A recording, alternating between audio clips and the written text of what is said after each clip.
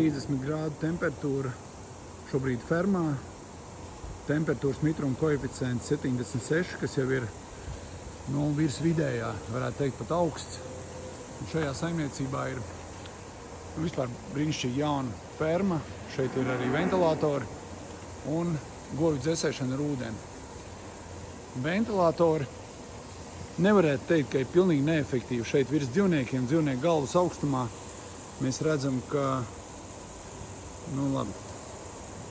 nav baigā gaisa kustība, bet pusmetrs, 1 metrs sekundē ik pa brīdim ir.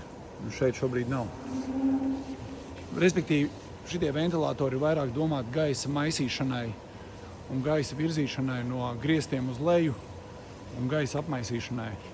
Nav tā, ka viņi ir pilnīgi nederīgi, bet viņi netaisa kārtīgu vēja plūsmu un arī nenodrošina gaisa virzību konkrētā virzienā un nenodrošina gaisa apmaiņu. Tāpēc es ieteiktu jums iegādāties ventilators no Rilata.